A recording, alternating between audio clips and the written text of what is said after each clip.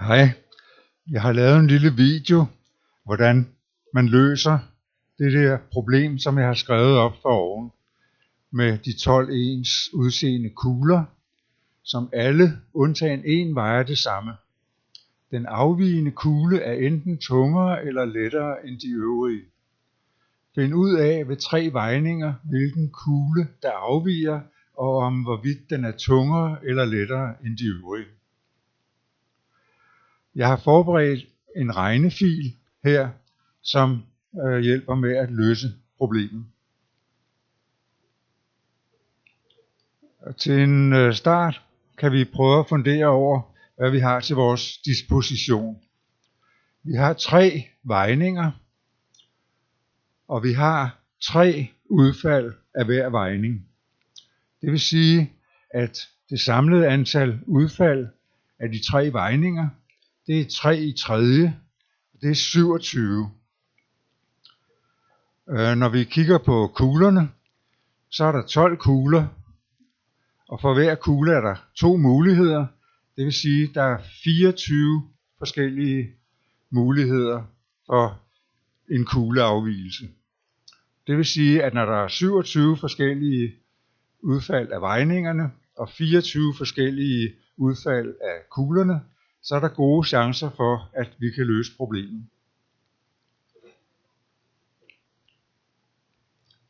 Til at starte med at løse problemet, så vil vi lave et tælletræ. Jeg tror nok, det hedder et tælletræ. Og da vi ved, at der er 27 forskellige kombinationer, så laver vi 27 linjer her. En linje for hver kombination. Så har jeg skrevet her 3 funktioner, som udfylder tælletræet. Og det fører for vidt sådan lige umiddelbart at forklare, hvordan man gør. Men hvis vi ser resultatet, så er det sådan set selvforklarende. Det var den første kolonne i tælletræet. Den anden kolonne i tælletræet. Og den sidste kolonne i tælletræet. Jeg skal lige sige, at i stedet for højre, ligevægt og venstre, så har jeg valgt at sige 1, 0 og minus 1. Fordi det kan man regne på. Og regne på, det kan vi se hernede, at hver kolonne til sidst slutter vi med en sumlinje hernede, hvor vi sammentæller alle tallene i hver kolonne. Samtidig med, at vi får tal sammen, så har jeg lavet en funktion heroppe, der siger, at kolonne 4, den skal regnes ud som kolonne 1 med modsat fortegn. Kolonne 5 skal regnes ud som kolonne 2 med modsat fortegn, og kolonne 6 som kolonne 3 med modsat fortegn. Det vil sige, at vi får alle vores kombinationer 2 gange, fordi vi kan se, at kombinationen her øverst er den samme som kombinationen her nederst. Næsten nederst her er den samme som nummer 2 her. Det vil sige, at vi kan slette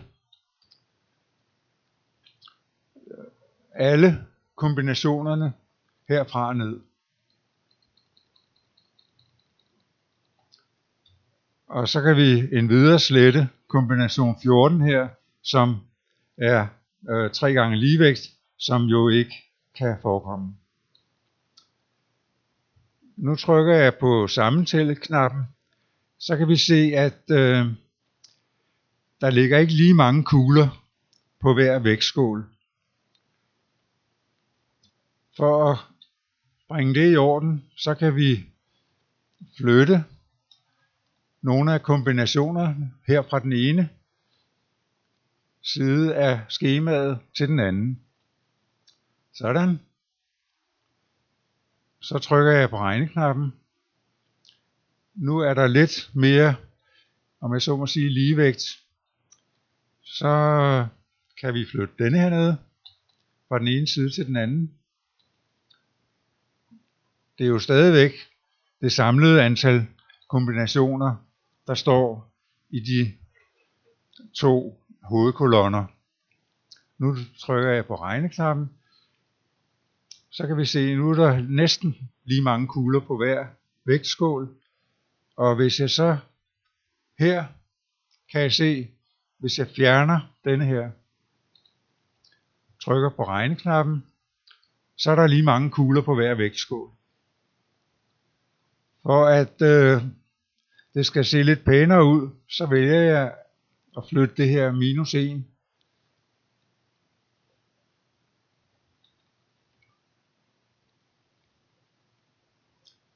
op.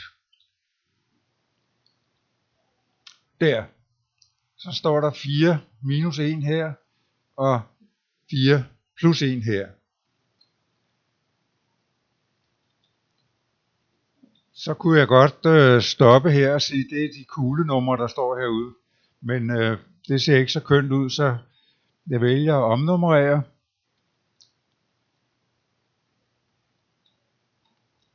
Sådan.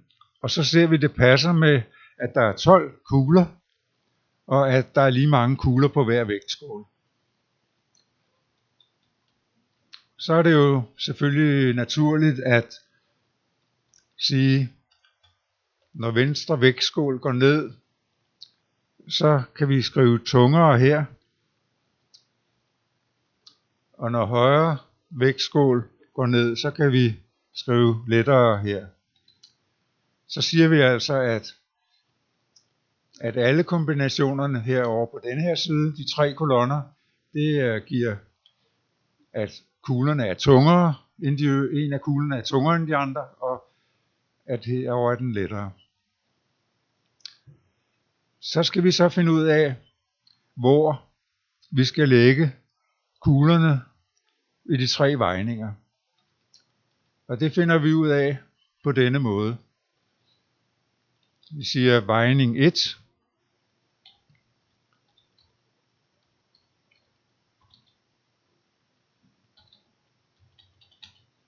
Der skal vi lægge kugle 1, kugle 2, kugle 3 og kugle 4. Det er der, hvor der står -1. Det er venstre vægtskål. Så der siger vi altså 01, 02, 03, 04 på venstre vægtskål. På højre vægtskål 05, 06, 07 og 08.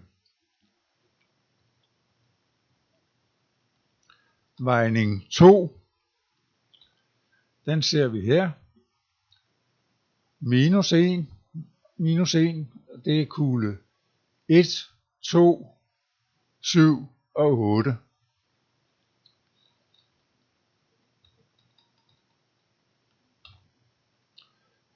Og på højre vægtskål, det er 1-tallerne. Der, kugle 4, kugle 9, 10 og 11.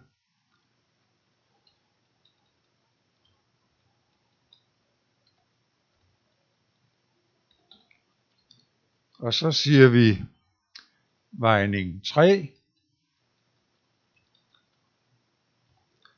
Der skal vi lægge kugle 1, 3, 6 og 11.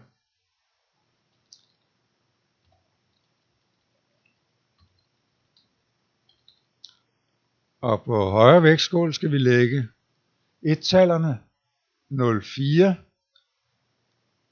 07, 09 og 12.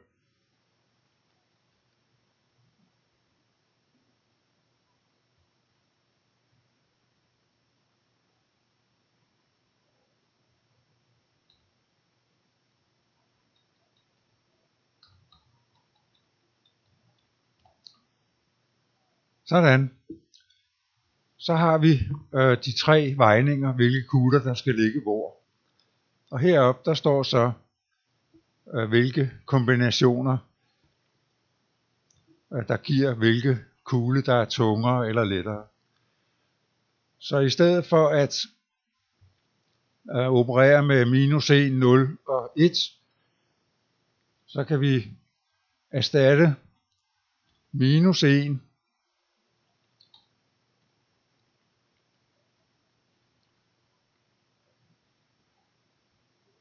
med venstre. Det gør vi med sådan en ordre heroppe på kommandolinjen. Change alle minus 1 til venstre. Tilsvarende 0 skal vi erstatte med L for ligevægt, og 1 erstatter vi med H for højre vægtskål. Og så kan vi så få det færdige skema her. Det vil sige, når for eksempel her venstre vægtskål går ned først, dernæst ligevægt, dernæst højre vægtskål ned, så er kugle 6 lettere. Så for at gøre det endnu smartere, så har jeg lavet nogle funktioner. Og den kan vi jo så prøve. Nu siger vi 6 er lettere. Så hedder det 6 er lettere, så vil første vejning give, at venstre vægtskål går ned. Anden vejning, der er der ligevægt. Tredje vejning, der går den til højre. Og så siger funktionen, at 6 er lettere. Og så til sidst kan man måske, denne her, den bruger vi ikke til noget nu. Så her har vi det færdige skema for, når man får resultatet af de 3 vejninger, så kan man aflæse, hvad det er for en kugle, der er lettere eller tungere.